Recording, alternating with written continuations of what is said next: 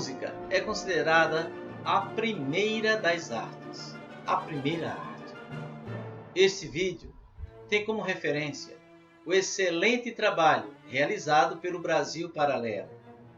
Ao Instituto, todos os créditos de pesquisa e produção. As mensagens das canções de hoje em dia sempre desempenharam e desempenham um papel fundamental nas nossas vidas. Hoje, as canções mais ouvidas em todo o país, 4 coisas são evidências: o incentivo à violência, o consumo às drogas, a objetivação do ser humano como elemento que representa a triste realidade brasileira, o volume altíssimo de execução das músicas. Nas últimas posições do ranking mundial de educação, um dos países com maior número de homicídio, temos um alarmante índice de pobreza.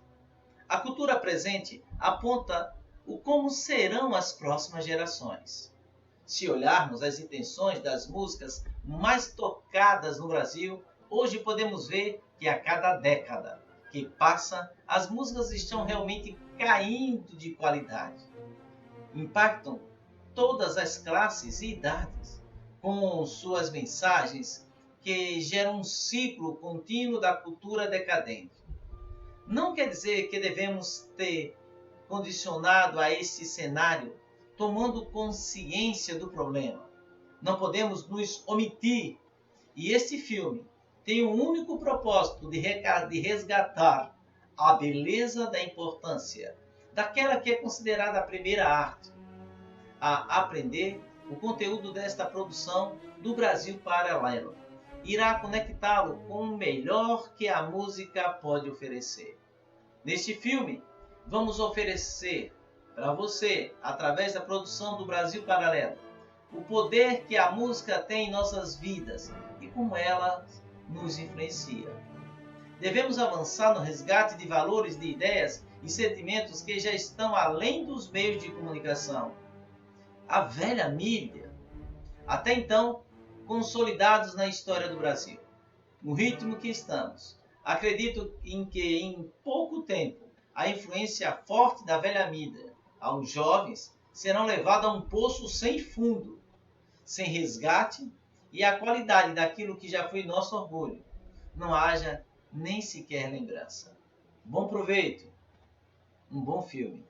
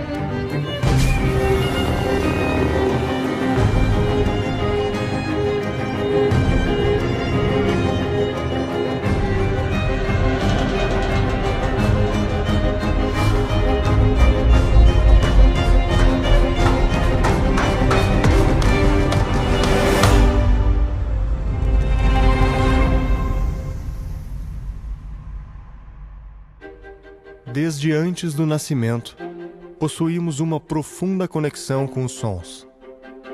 A audição é o primeiro dos sentidos a se desenvolver por completo. A 21ª semana gestacional marca o início da aventura sonora do bebê. O timbre da voz de sua mãe é reconhecido pelo bebê recém-nascido, que se conforta ao ouvir o som tão familiar. Conforme os caminhos que seguimos em nossas vidas, experienciamos momentos marcados por sons e ruídos. O que seria de um filme sem a trilha sonora?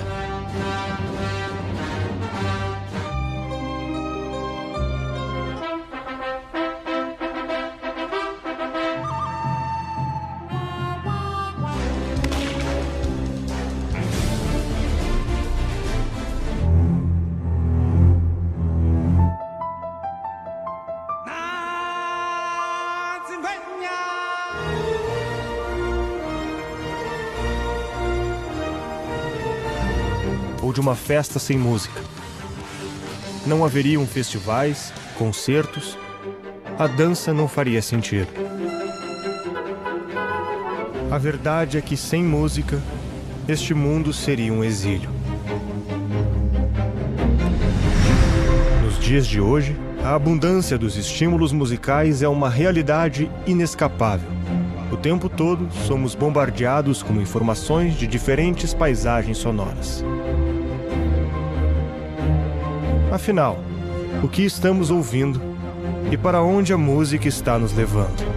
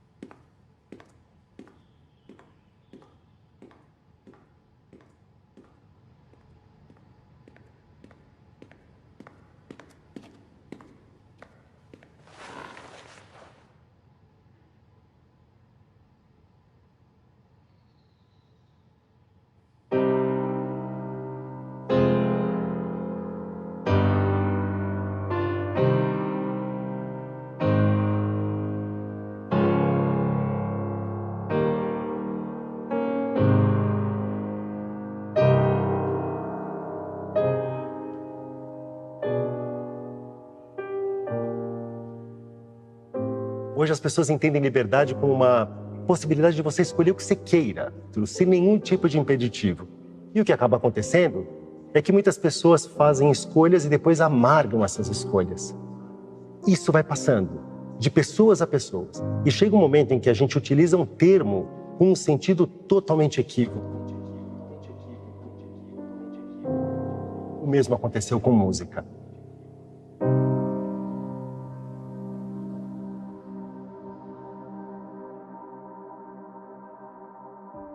Es realmente complicado definir científicamente qué es la música.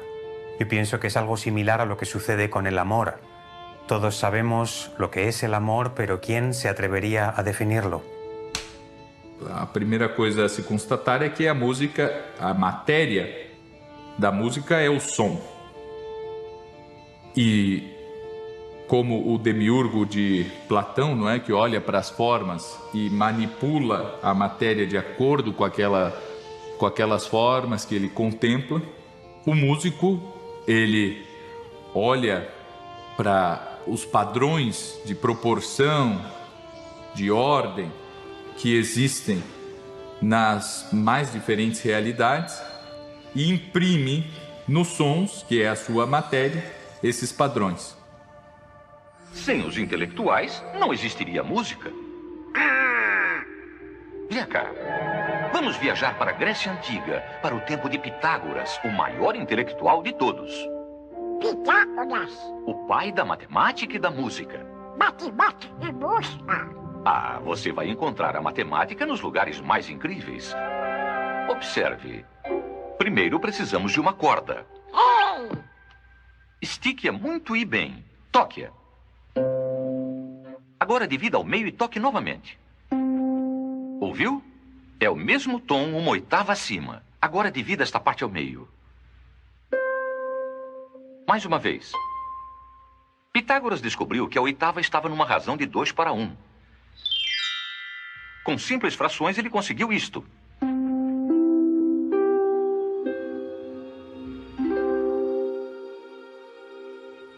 E o Pitágoras, veja, no pitagorismo, ele via, né, o mundo como número. Ou seja, pro pitagorismo, o universo inteiro, a essência do mundo, do universo, é número. E quando ele descobre essas relações na música, e ele percebe que existem determinadas frações que causam uma... quando você faz essa divisão, né, essas frações elas causam uma coisa agradável a nós, né? Ou seja, bem informalmente falando, isso significa o que hoje a gente chama em música de consonância. Então, aquela coisa que essa relação fracionária conectada com os números que são chamados números perfeitos da perfeição para os pitagóricos, que é 1, 2, 3 e 4, geram essa consonância, essa coisa que soa agradável ao ouvido. Então é muito diferente, né, do barulho de passos andando na rua, de um galho quebrando e caindo no chão, do barulho do vento, um latido de um animal. É muito diferente de música, mas é som. O que o músico faz é justamente pegar esses sons e dispô-los com ordem e proporção. Quando ele está olhando para a música, o fenômeno da música é um fenômeno de uma certa ordem. Essa ordem se manifesta na sonoridade e o homem consegue perceber algo da ordem da natureza das coisas. Então a música tem, claro, uma ordem na extensão do tempo, que simbolicamente às vezes se refere ao ritmo. Ela tem uma ordem na sequencialidade, que a gente simbolicamente chama da melodia, e tem uma ordem na simultaneidade, que é a harmonia. Do mesmo modo como eu olho para o mundo e percebo a conexão entre várias coisas, percebo como elas se relacionam de forma coesa, como que eu consigo ordenar as coisas. Faz parte da inteligência humana a capacidade de síntese e divisão, como falava Aristóteles. Então você conseguir olhar as partes de uma coisa, ver do que elas são compostas e, de certo modo, ver o que as coisas têm em comum, procurar os universais das coisas e, encontrando esses universais, ver, portanto, essa harmonia que os conecta. Né? Che cos'è l'armonia? Evidentemente l'armonia è la combinazione di suoni simultanei, quindi presenti nello stesso momento, e proprio la combinazione di suoni serve ad esprimere diversi stati d'animo. Un esempio? Questa è un'armonia consonante, mentre questa è un'armonia dissonante. E vedete che già qui c'è molta più tensione. Non possiamo restare qui, dobbiamo andare per forza da qualche altra parte. Qui, ad esempio. Tensione e distensione. Quindi la musica si basa su un'alternanza continua di momenti di tensione che poi vanno a risolvere su momenti di distensione. Essa relação física entre as diferentes notas também existe entre os sons e o nosso corpo. Sons harmônicos entram em ressonância conosco e nos causam bem-estar, enquanto os sons dissonantes causam perturbação e aflição. Cada vez mais, a vida moderna está repleta de barulho e agitação. Os homens vivem apertados em habitações estreitas e ruidosas. Os excessos de decibéis nos tornam agressivos, violentos e depressivos. Mas no que consiste esse fenômeno invisível, que compõe a natureza e que tem tanta relação com a vida? Nós vemos que o som ele tem uma procedência, né? Existe algo de material que, ao ser ativado, certo? Ao ser percutido, quando nós batemos em qualquer coisa, aquilo produz um som. E que esse som viaja no ar até os ouvidos.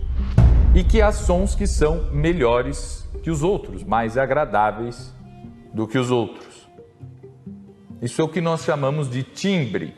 Então, bater o pé no chão, isso fará com que o ar seja deslocado numa certa frequência e chegue aos meus ouvidos. Qual é o timbre? É timbre de pé batendo no chão. E aí eu descubro que existem certos materiais que têm sons mais belos, ou seja, sons mais ordenados e mais proporcionais, mais contínuos. Com isso eu desenvolvo instrumentos musicais que terão cada um o seu timbre. Uma onda é transporte de energia. Imagine um pacote de energia que é transportado. Por exemplo, uma pedra que cai no lago. Quando uma pedra cai no lago, provoca círculos concêntricos, ondas. Essas ondas, elas são puro transporte de energia. Uma corda, se você pega uma corda e provoca uma perturbação, esse é o nome que nós damos, um pulso, vocês vão perceber que na corda vai ser propagada energia. Essa propagação é o que provoca uma onda, que acontece num substrato, assim como a pedra que caiu no lago provocou aquelas ondas, porque existe o substrato material água, assim como aquela onda que se propagou numa corda aconteceu porque existe o substrato material corda, da mesma forma, o som se propaga porque existe um substrato material, que é o ar.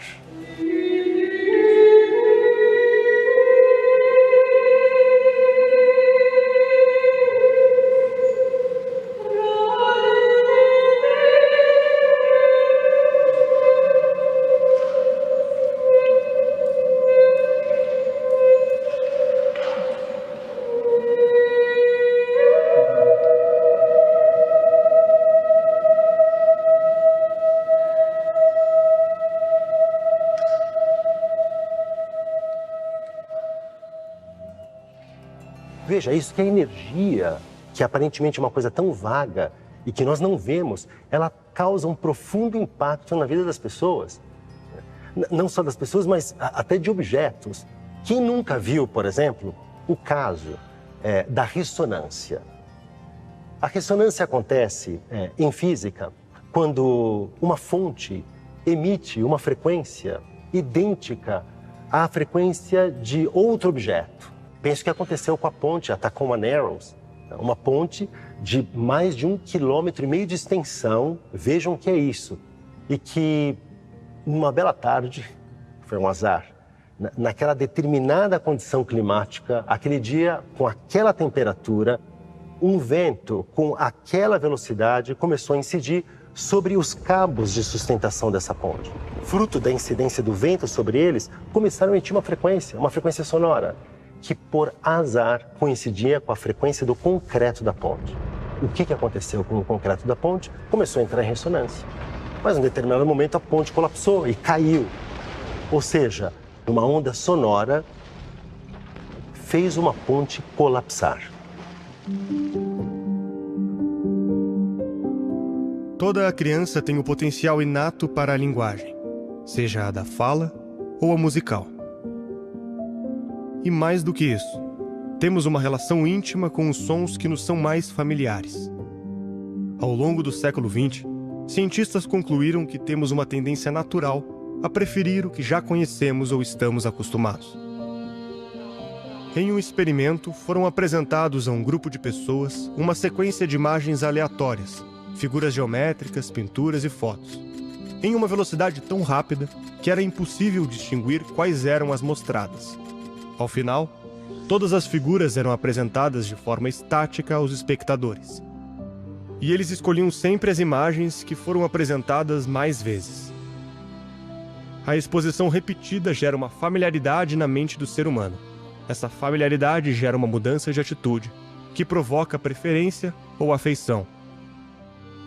Sem que o indivíduo se dê conta, o cérebro forma uma preferência emocional que influenciará diretamente em suas decisões e gostos. Sentimos como se fosse um calor dentro de nós ao ver um rosto familiar ou ouvir um som que faz parte do nosso cotidiano. Esse fenômeno já começa dentro da barriga da mãe. Duck, sitting in the water, a little white duck. Many people think talking to a baby in the womb is silly. But Dr. Charles Nelson has found that a baby as young as a day old can recognize her mother's voice. Baby. Researchers play a tape for the baby of her mother's voice. Baby. and another woman's. Baby. Baby. Changes in the pattern of the baby's brain activity show that she can actually tell which of the two voices belongs to her mother. The only way it would recognize its mother's voice, because this particular baby was born just in the last day or so, would be having learned about its mother's voice when it was a fetus. So unhappy. So unhappy. You recognize that voice? It's okay.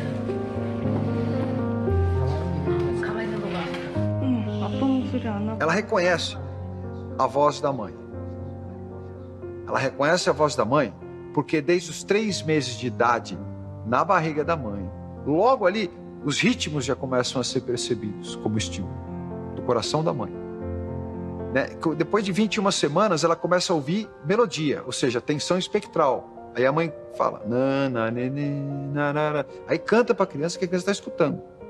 Então, enquanto ela está no útero, ela está desenvolvendo o cérebro a partir de estímulos que estão chegando para ela.